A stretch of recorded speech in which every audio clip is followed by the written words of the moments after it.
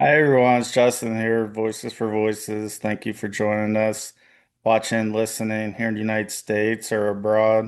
If you can give us a big thumbs up, like, follow, subscribe, share, reshare, repost, even maybe if you can, pull out your phone and share the Voices for Voices podcast with maybe 25, 50, 100 connections, contacts of yours and share the good news, talking about all topics. There's really nothing that's off limits.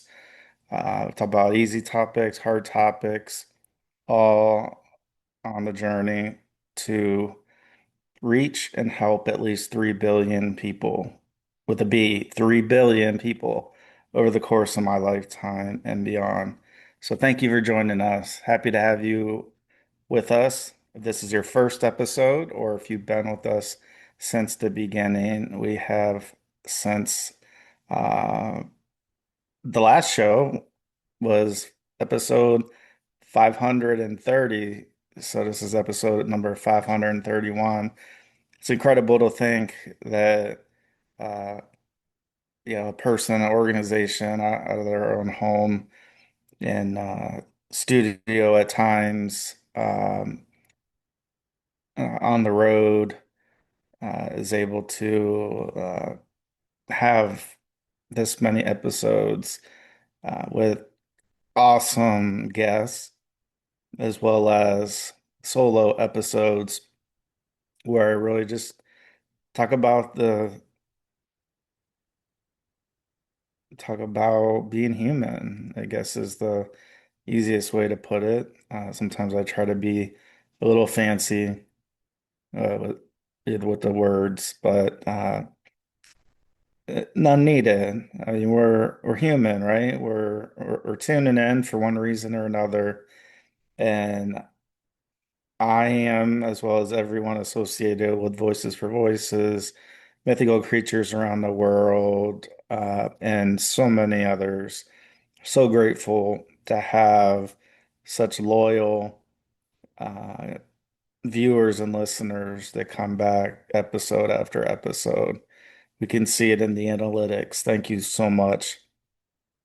Uh, we talk about a lot of things. Sometimes uh, putting things into action looks and seems like it's an easy thing to do, and it's not always that. It's not always that. What do I mean by that? It's easy to share. I don't, I don't want to say it's always gossip, but oh, well, they should have did this, and I would have done that, and I don't know why they did something this outlandish, this extreme, or whatever it is. And then when the proverbial shoes on the other foot, when you're in those situations yourself, it's not as easy as it seems. We had uh, a member of our family, they're going through what a lot of us are going through hard hard times and hard decisions. And it's easy to say, oh, well, he should have did that, or she should do this. And even as somebody who has been on that other side, it's easier said than done. I don't know why it is. It just is. I think part of it's because if you're sharing, if you're recommending something or some things, there's a piece of separation, right? Like I'm gonna be able to go back to my house or my dorm or my apartment or my condo or wherever. after whatever conversation experience is going on. So it's easier because we're able to step away. But when you or I am living on the daily, it's not it's not always that easy. Sometimes it's not always evident to us as we're going through certain situations, certain experiences. And there could be a lot of different reasons for that. We're not going to hash those out. Um, but that's not what we're going to do. But I just want to be a little bit of inspiration because since I have been on both sides. And yes, when I do have extra additional stress, I do end up picking out my face. So yeah, it's like part of my face healing, and people go, "Oh, you're doing illegal drugs." No, I'm not. Uh, everything that I am taking medication wise is prescribed, and that's how I know I'm very stressed. It can also come with like boredom and that. Uh, but I've had people say that to me, like, "Oh, I bet he's a user," because I guess maybe that's a sign. I have no problem talking about it because I don't take any medication that my prescriber does not prescribe.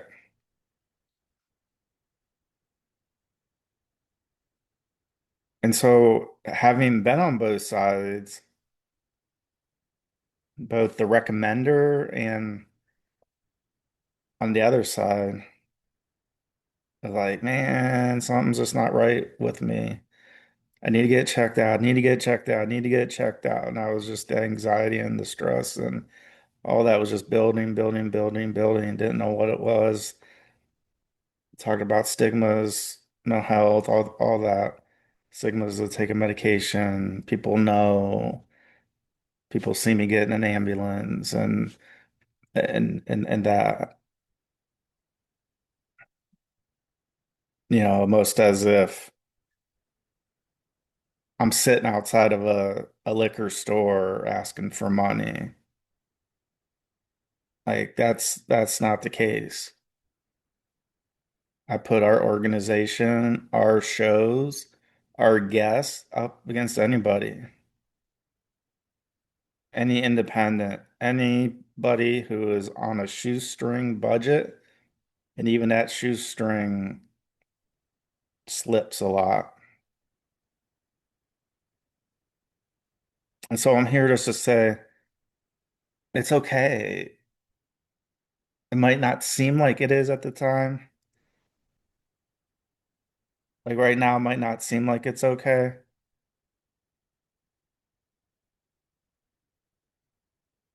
but there's people to want to help. There's also people that don't want to help. And part of going through the maze is trying to find the people that do want to help and do want to be there for you and for me. I saw an article just the other day. There was a person in New York City who had climbed to the top of the Brooklyn Bridge, ready to jump. I don't know what their situation. I don't know what caused them to be in that position. What was in their mind. They got saved. there were people that risked their life to go up and save this individual. And luckily, they were able to save this person from making that decision to end their life. Another another story didn't have that that outcome. I believe it was in Argentina. There was a flight instructor and a student learning to fly. And from what I remember about that story is kind of in the middle of this practice flight, the flight instructor somehow got the door open on the plane on their side of the airplane. It was a smaller plane. It was said in an article that wasn't so easy for the instructor to open that door, just given the aerodynamics and flying and that. It was explained that trying to open that door, that flight instructor, it was like opening a door, like a car door that's going 124 miles per hour.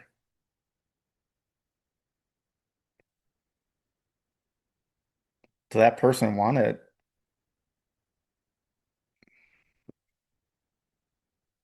and so they got the door open, last words, or something to the effect of, you know what to do, carry on out out the door of the airplane. Flight instructor, I don't know how many feet in the air, if it was thousands, but they ultimately succumbed to taking their own life.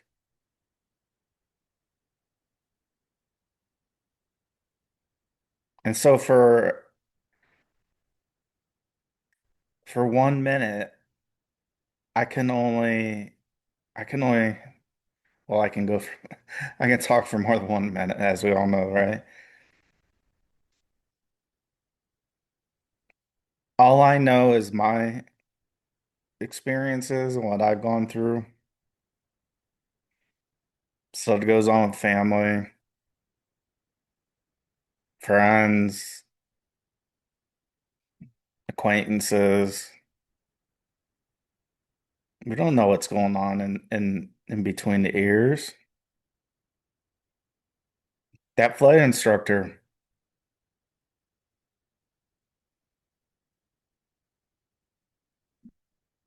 it was said that, like I said, the force going the opposite, excuse me, the force that was going in the opposite direction of this flight instructor was as if they were driving down a highway or anywhere on a track, closed track, going 124 miles an hour and still having the strength and the energy to open that door and and to end things. Very, very sad. Very. So we have the Brooklyn Bridge example where that individual is able to be saved. And so people all the time ask us why we do what we do. You talk about you want to help and reach, these large numbers of people. And that part is so true. It is. I say it on just about every show.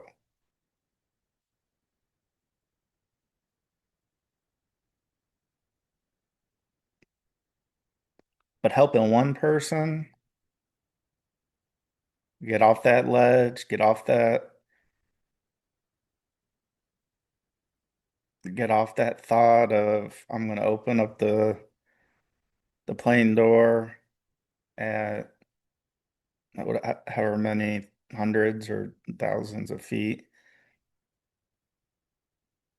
No parachute, nothing. It's been a while since I've shared this on so in 2017, before I got the help I needed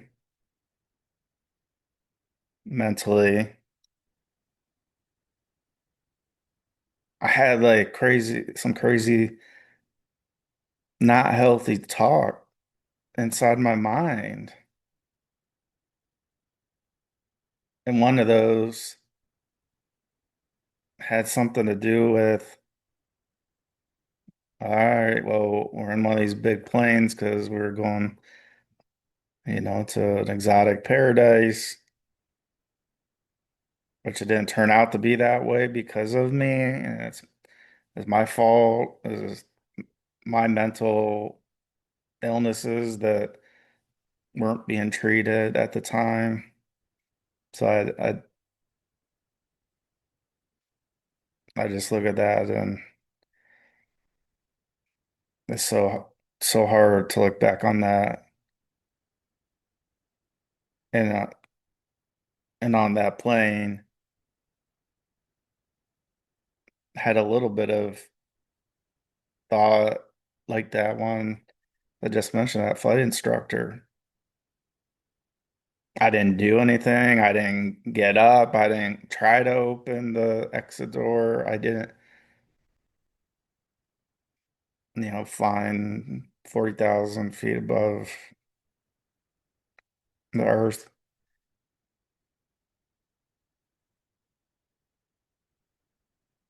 And so I bring that up. I don't bring that up for pity at all. I bring that up because there are some things that I have thought about, I that have gone through my mind. Luckily, those don't go through my mind now. But at that time, it was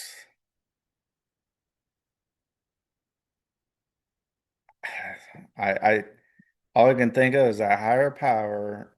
For me, God kept me safe, kept me buckled in, kept me from standing up trying to open up that exit door. 2017,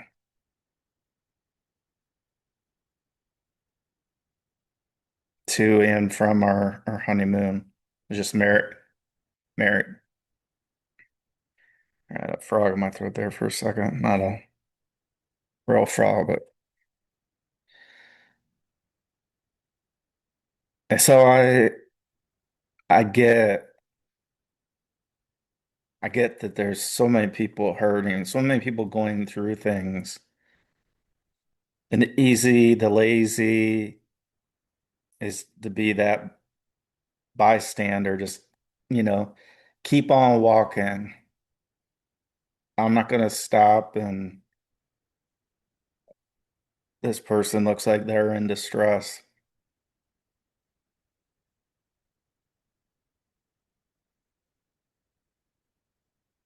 But at some point there's gotta be there's gotta be some level of cooperation.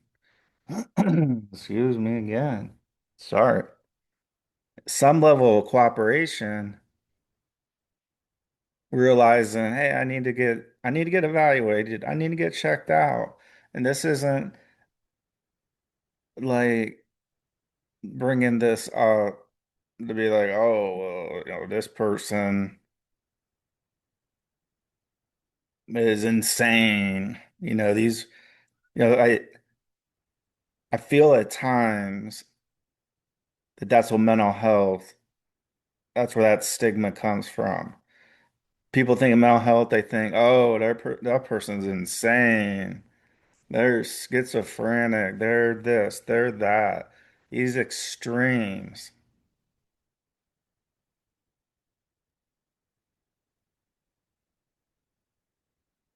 That I just hope one day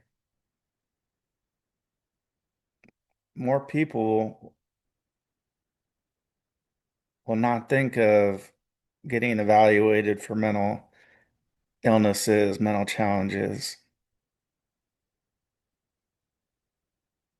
That it just becomes like a regular thing, like a checkup, regular checkup. If our brain is constantly burned out by doing too much work, too late of hours, and then too early of hours, right? So you're up late and then again up early. So my dad explained, he said, well, you're burning candles at both ends, and eventually they're gonna meet, and then there's gonna be no candle. My dad didn't coin the phrase, but that was one of the phrases he would say to me. And that was one of the ways I think he was trying to get to me much earlier than 2017. But I knew better, right? I could figure everything out. I didn't need anybody else's help. Everything is my way or the highway.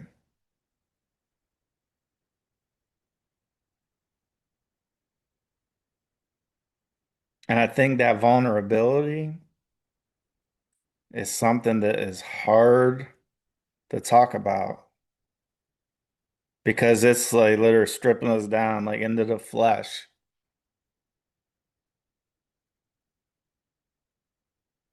You're like, oh, I'm not going to talk about, that. Then they're going to judge me. Then they're going to put that stigma and and then there's stigma on, oh, you have to take medication. Okay, well, you just got too many problems. But when you have people, a community that wants to help, that wants to see me, others get better, that part's done because it comes out of love. And there's still going to be people that aren't going to get it, not going to understand, are still just going to be those hard-nosed people that are just like, stop crying. Basically, like you're not supposed to have any emotions. This, get up, go for a walk, take a deep breath, right?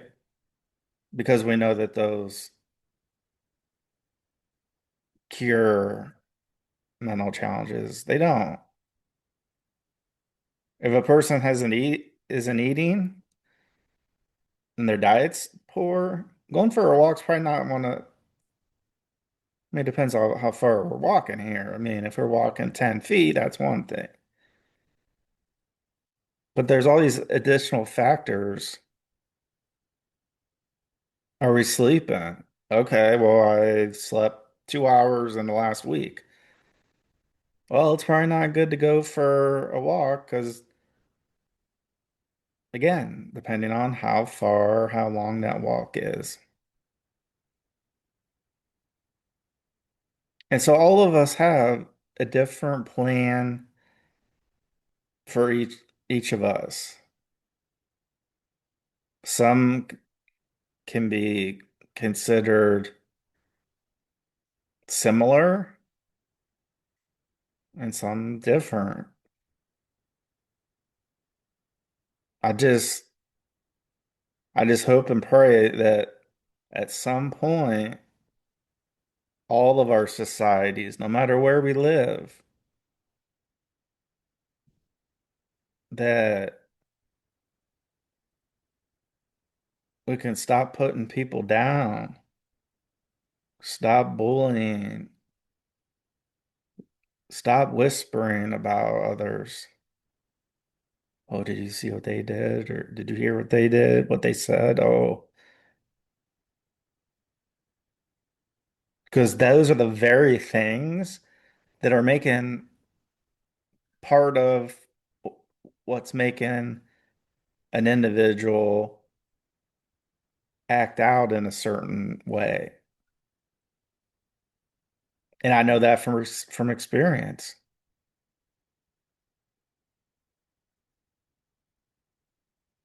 It's like, oh, you can't have emotion. You can't. Why do you wake up crying in the morning? Why don't you get more sleep? Why don't you eat more?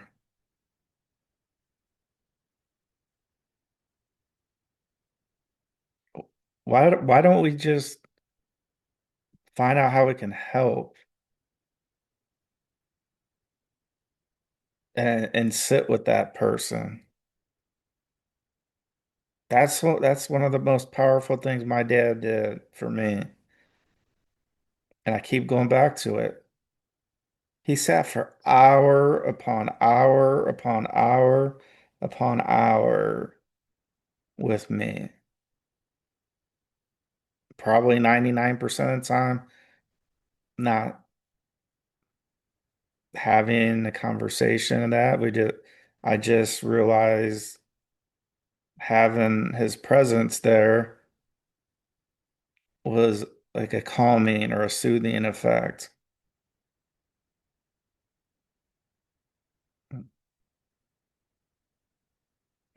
And that was like at the end of his life here on Earth, just sitting with my dad was a little bit of like a payback for all the hours. He had things he wanted to do or that he would have liked it done, but he didn't think twice. He didn't go, well, I want to go to the golf course or I want to do this or that. I was like, no, this is my son. Whatever I can do, I'm going to do. And this doesn't have anything to do with money at all. This is just that human connection.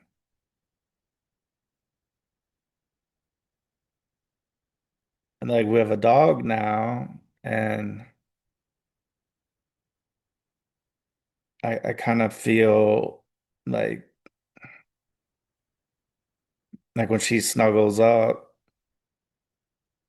she might take a nap or something isn't working, or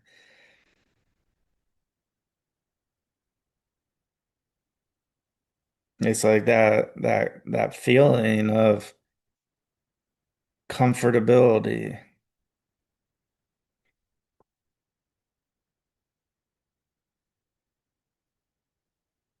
And so I get kind of that a little bit of that soothing effect from Lucy, our dog,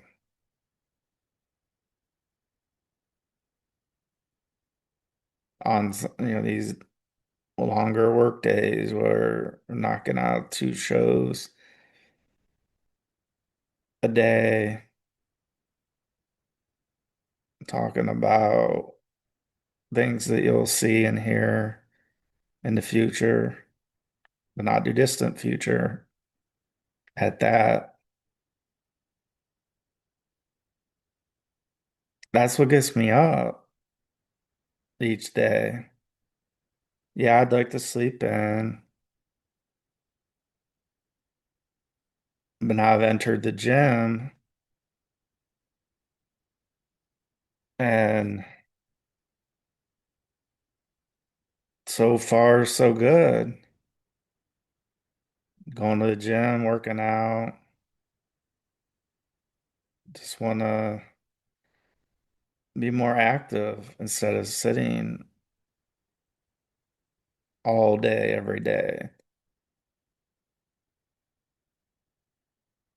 So it feels good when I'm able to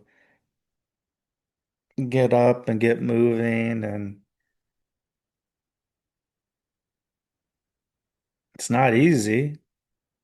It's easy to fall back into old habits of I'll go tomorrow. I'm not gonna go today. I'll go tomorrow. And then on tomorrow, I'll go the following day. You know, we find we find the any excuse, new excuse, old excuse. We'll find any excuse to be lazy. And I'm number one here to attest to that.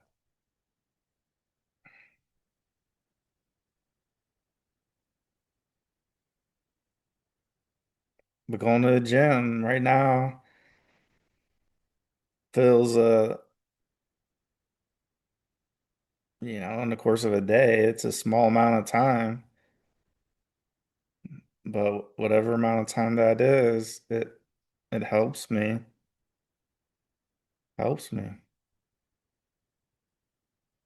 So I hope I continue. And I hope you continue, whatever that is for you.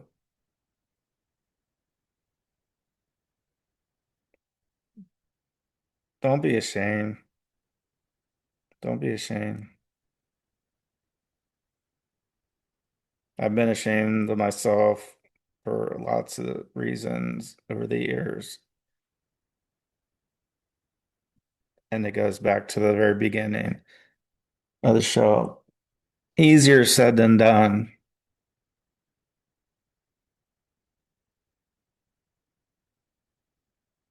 It's easy to say something, recommend something, but then to do it's a whole different ballgame. So if you're feeling up to it, go for a walk, go to the gym, read an article in the paper or magazine, or do something that makes you feel good.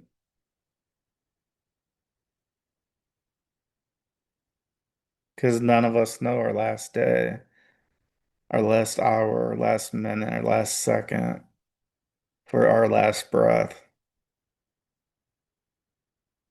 And I pray to every single one of you watching and listening. You don't have to be a believer. I am, but you don't have to. This is just my way of saying I hope you get out of life what you want.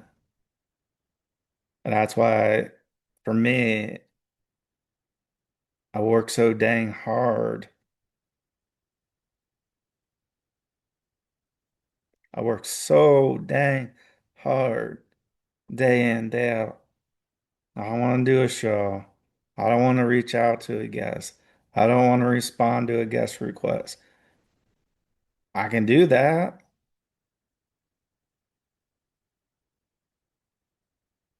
Or like Nick Jonas says, is pull that chin music up and puff that chest. You can do it. You're already doing it. If you're watching and listening to this, even if it's for a second or 3 seconds or a minute or the whole show, you're doing it. And you're inspiring me, us, voices for voices, mythical creatures around the world. You're inspiring us to do what we're doing, to help in a way that has resonated and will continue to resonate with people from coast to coast, country to country, watching, listening, and we're sending our love and support to each and every one of you. Thank you for tuning in. You can give us a big thumbs up, like, follow, subscribe, share, repost, reshare. Pull out that phone. I know you got it. Pull out that phone, or you probably already got it out, or maybe you're watching, listening on the phone. Share the Voices for Voices podcast with 25 or 50 of your contacts. You won't be disappointed. They won't be disappointed. And you and them can find Voices for Voices wherever you get your podcast. So we will see you on the next episode of our wonderful Voices for Voices TV show and podcast. Bye bye for now.